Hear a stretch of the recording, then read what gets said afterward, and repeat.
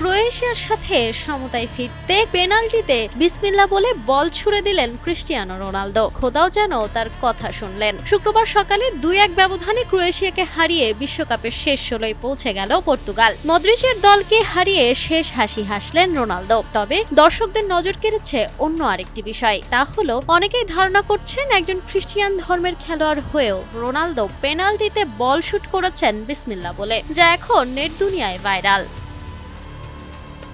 ম্যাচের 53 মিনিটে ইভান পেসিরিচের গোলে এগিয়ে যায় ক্রোয়েশিয়া। ইউসিপের কাছ থেকে বক্সের মধ্যে বল পান পেরিসিচ। বাঁ পায়ের শটে দলকে এগিয়ে দেন অভিজ্ঞ উইঙ্গার। পিছিয়ে পড়ার পর সমতা ফেরাতে মরিয়া হয়ে ওঠে পর্তুগাল। 68 মিনিটে ক্রোয়েশিয়ার এক ডিফেন্ডার বক্সের মধ্যে ফাউল করেন রেনাতো ভেগাকে। পেনাল্টি পায় পর্তুগাল। গোল করতে ভুল করেননি CR7। তবে গোলের আগে ক্যামেরার সমস্ত লেন্স যখন CR7 এর দিকে, তখন চোখে পড়ল রোনালদোর এক অবাককর বিষয়। বল ছুড়ে দেবার আগে কি যেন বিড়বিড় করে বললেন খেলোয়াড়। নেটিজেনরা ধারণা করছেন বিসমিল্লাহ বলেছেন Ronaldo.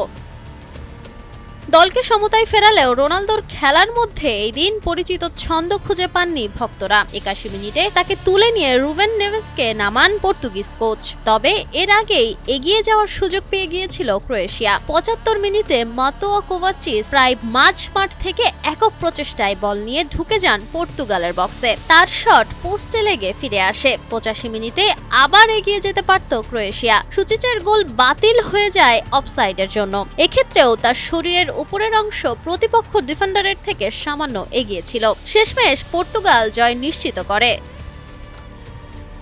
Nafisa Nuyal, Times today.